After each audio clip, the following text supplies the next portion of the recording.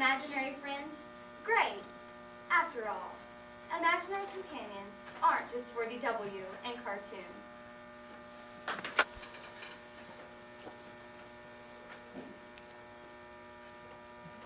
Hansel. And Gretel. A children's story, or so it seems on the surface. But underneath, the implications are Mind-boggling, stupefying, but definitely. open to interpretation. By Ken Bradbury.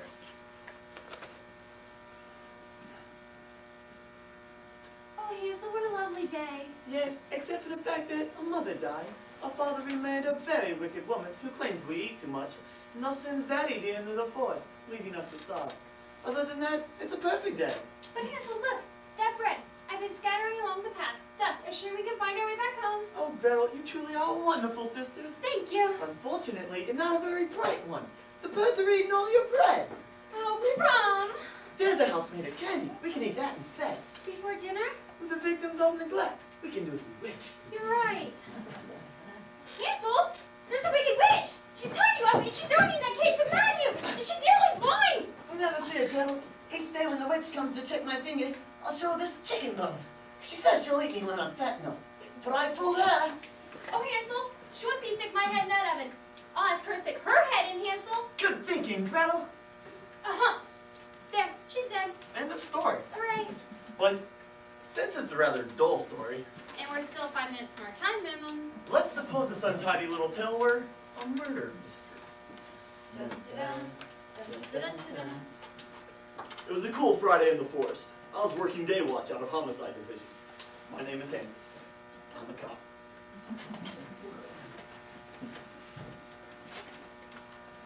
Name? Gretel. Who's the dead bride? A witch. A witch? A witch. How'd she die? I killed her. With what? An oven. You hit her with an oven? Shoved her in and I cooked her. Oh, great. Another 934. That's the third witch cooking I've had this week. This is not no copycat crime officer. It was my own idea, and she deserved it. Most witches do. You got any witnesses? Yeah, my brother Hansel over there, the one holding the chicken bone. You do that often? Sort of, honey. I'm gonna have to take you down to the station. All right. These breadcrumbs yours, we found them in the forest. Oh, great. How would Shakespeare have dealt with this? Oh, Hansel, why art thou so downcast? Oh, Gretel, dearest sisters, 'tis the wicked witch that happened to me. Look, even now she cometh to check my finger. Oh, thou most wretched of woman, I shall give thee double thy toil and thy trouble. Oh, thou must. Oh, get off it! She wants to cook me! Ha! Even now she bendeth over a cauldron. Listen to it boil, Gretel. Ask not for whom it boils for me. Quick, do the deed now while she turneth away a bit. To shove or not to shove? Shove us now, please, shove us! Well, it's just open the mind to shove for their gripes, young whiny brother. Shove us now, for even now she comes to... Whether am I better than her, if into that oven there she goeth? Gretel, I'm burning! Bum, my conscience bums with thoughts so grieved and maddened. To push, to pull, at last to shove no more. I'm dead. At last, poor Hansel, we knew him well. Now he lays still as perish on Flander fields. Unsatisfying, to say the least. What about an English drawing room comedy? Gretel, dear, Yes, Hansel. I do hate to be a bother, but I don't suppose you could give dear old Witchy Poo the old shadow. I beg your pardon? I know it's rather dreary and all, considering the heat, but do you think you could give her a nudge towards the old hot box, eh? Oh, Hansel, you're such a clever one. How about us go on the tea before we do this dirty deed? Dashing. I say, the old gal seems to be moving me towards her rotisserie. Bit of an inconvenience, don't you think? Dash it all, Hansel, you just spilled your tea. Oh dear, Mommy won't be happy. I say, it's beginning to warm up in here. Should I open a window? No, it'll be over in a moment. I don't suppose you could spare a minute? Is something the matter? Oh, just a trifle. I do hate to pull you away from your crumpets, but I seem to be roasting. Sorry. No, it's my problem. Bit of an inconvenience, I'm afraid. Oh well, ashes to ashes, dust to dust. Say it about a daddy, dear, won't you? Of course. Cheers. Unlimited possibilities. Oh, a trifle unsatisfying. Unless Yes? the soap opera. Gret, Yes, Hans. Hans. You killed her. You killed her. Dirk and Dana told me I couldn't trust you. But she was gonna kill you! Don't lie to me. As soon as I found about Shannon's amnesia and how I was her long-lost brother with a facelift in New York while staying at Staff and Dappin's. I thought that was Bo and Derek. Who told you? Bart and Sean. Not Luke and Jessica? Not important. Abby and Bo. You mind if we stop? I really hate this. Me too. Musical comedy. Oh, what a beautiful morning. The birds of paradise just stole my bread. And it's a beautiful day in the neighborhood. Look, a big white candy mountain. There's someone coming up behind you. Turn around. Turn around. Whenever I feel afraid, I just hold my head up high. If I had the wings of an angel, over these prison bars I'd fly. Well, hello, witchy. Well, hello, witchy. It's so nice to show you where you belong. Oh, what a beautiful dawn. I got a Ding dong, the witch is dead. But this is also so shallow. Meaningless. We must go deeper. Deeper into the meaning of the piece. Hansel, Yes, Gretel. that bread. Yes. That bread I sky along the path. I don't know what came over me. It's like I wanted us to get lost. Oh, Gretel, I understand. I understand? What does it mean by I understand? He never trusts me because I'm a woman. I knew you would. I knew you would? She's taking me for granted again. She always wants to relate with me somehow. Even when she knows it's part of my maleness to keep my feelings to myself. Doesn't she know that men are from Mars? When you take away our feelings, we have nothing left. Thank you. Thank you. Everything's a ploy, then a gimmick. He uses words like a tool. If he can't dominate, then there's nothing left of him. How am I ever supposed to truly understand who I am when I'm under the thumb of a male who needs to be in charge of every situation? Stop! Thank you. I wonder what she meant by that. It's over. Oh. And so the story ends. One dead witch, 2 hyperactive children, overdosed on Circos, an oven that can never be used for cooking again, and a father that has a lot of explaining to do. Unbelievable, Unsatisfying, but open to interpretation. A gypsy Merciah read Tolitha's poem and made a prediction that Tolitha would not live past her 60th birthday. She took the gypsy's death sentence with a stoical and bemused gravity, and began to prepare for her own demise as though it were a voyage to a fabulous country whose borders had long been closed to tourists. When it came time to purchase her casket and make the final arrangements for her interment, she insisted that her grandchildren accompany her. Prince of Tides by Pat Conway. The undertaker, Mr. Winthrop Ogletree, was waiting in the foyer of the Victorian estate where he practiced his trade. I'll get right to the point, Winthrop. I'll be dying sometime after my 60th birthday, and I don't want to be a burden on my family. I'm gonna buy the cheapest coffin you carry in this boneyard, and I don't want no high-pressure salesmanship trying to get me to buy some $1 million box. Oh, Tolitha. I'm here only to serve your best interest. It would never occur to me to try to talk anyone into anything. I'm here only to answer your questions and be of service. But Tolitha, I wasn't aware that you were ill. Why, you look as if you could live to be 1,000. I couldn't think of a more horrible fate. Is that Johnny Gringley over there? Yes, it is. He passed on to his reward yesterday morning. You are fast, Winthrop. I do my best. He lived a good Christian life, and it's a privilege to give him a dignified send-off. Johnny's the meanest son of a bitch that ever wore shoelaces, Winthrop. He looks as if he just nodded off for a nap, doesn't he? Nah, he looks dead as a stump. On the contrary, Tolitha. Why, I think he looks as if he could rise up and whistle like John Philip Sousa March. Notice the animation in the face, and the faint hint of a smile. You have no idea how hard it is to try to put a smile on an ingrown toenail victim's face. I mean, anyone can put a smile on a corpse's face, but it takes a certain artiste to make their smile seem natural.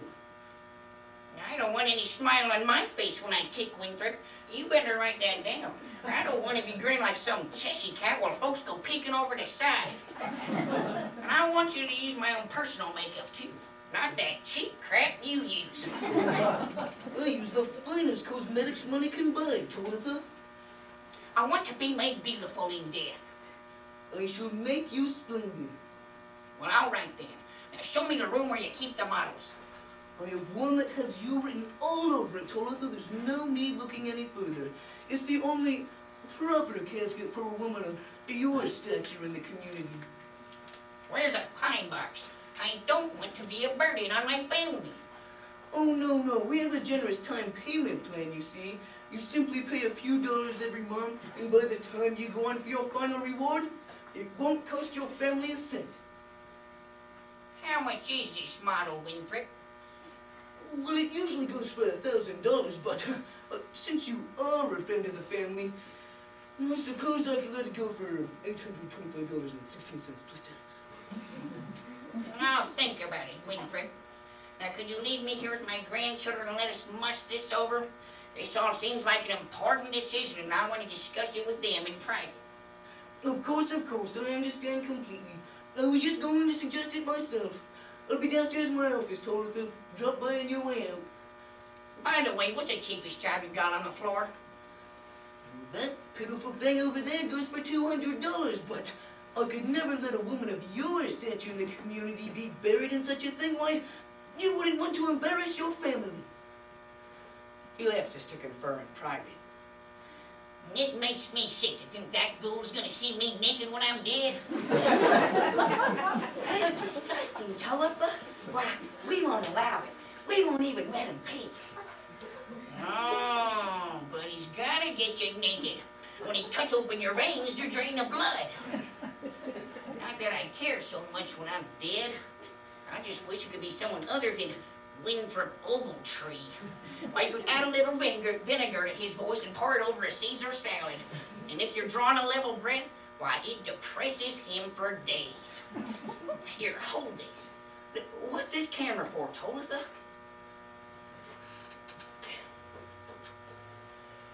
I don't like the way these box springs feel. It's not a mattress, Tolitha. It's not supposed to feel like a hotel bed. How in the hell you know what it's supposed to feel like? Look, I'm paying a lot of money for this thing. At least I can be comfortable. After all, I'm gonna be in it for quite a spell. Hurry up and get out of there, Tolitha, before someone comes in and sees us. How do I look? What do you mean, how do you look? You look great. I mean, how do I look in this coffin? Take a couple snapshots of me, Luke. I couldn't do that, Tolitha. It's just not right. Look, I'm not gonna buy this thing until I can see how I look in it. You wouldn't want me to buy a dress without trying it on first, would you? I suppose not. Uh-oh, here comes Ruby Blankenship up the walk, Tolitha. Please get out of there. Oh, who cares what that old beady thinks? She and I went to school together back in the day. She wasn't worth a darn then, and she ain't worth a darn now. Now, you children, listen to me. I want my hair done right when my time comes. I want Nellie Ray Baskins to do my hair. Not, I repeat, not Wilma Hotchkiss, who should only be allowed to sweep up hair and not to touch it. Now tell Nellie Ray I want my hair done up in one of those new highfalutin French styles I've been reading about lately. Something a little flashy. I want to give the gossip something to wag their tongues about even after I'm gone. And also, well, isn't anyone taking notes? You children will never remember all this. Please get out of there, Tolitha, before Mr. Ogletree comes back.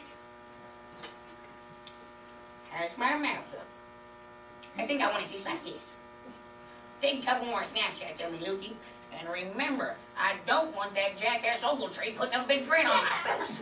He's famous for that, you know. I better be up here with Jesus and all that crap. Could you fetch me my compact out of my purse, Savannah, honey? I want to check my makeup. Oh, bless your heart. Oh. Oh, absolutely perfect. This is the exact shade of lipstick I want to use. Take a couple more snapshots of me, Lukey. Ogletrees is the stuff they paint the fire engines with. Quick, Tolitha, someone's coming. Get out of there. This will be great. A trial run. Ruby Blankenship swept into the room. What are you Ringdale children doing here? Nothing's happened in your family for years. Before we could say anything, she noticed Talitha, lying there peacefully with her hands folded across her stomach. It must have been sudden. I hadn't heard a word. Oh, look at that stupid smile, poor oboe trooper. This whole town goes down grinning. Other than that, he did a pretty good job, though. Don't she look natural, kids? Almost looks as if she's still alive. Well, what did she die of? Don't rightly know, ma'am. Well, was it her heart? Or some cancer she picked up in Africa? Or her liver? I bet it was her liver. Your grandmother was a very, very heavy drinker. I bet none of you knew this. But she left your granddaddy in the middle of the Great Depression. I'll remember the exact day she took off. I took a casserole over to your granddaddy's house. I reckon she's got some explaining to do to God Almighty. When is the funeral? Not rightly sure of that either, ma'am. Well, when did it happen? Please, ma'am, I'm too upset to talk about it. I know you're upset because you probably think your grandmother's burning in hell this very second. But that was her choice. She chose to live a life of sin, and she can be an example to all of us to try to live better lives here on earth. Now here's a piece of juicy fruit for all of you. Chewing gum helps you not to cry, and it freshens your breath. As she handed me a piece of gum, Talitha reached out of the casket, snatched her by the wrist, and stopped her where she stood. Sitting erect out of the casket, Talitha took the piece of gum, unwrapped it, put it in her mouth, and lay back down in the casket, slowly chewing the gum. There was a moment of absolute silence in the room before Ruby Blankenship screamed and bolted for the door. I could hear her footsteps taking the stairs 3 at a time. Quick, follow me. I know the back way out.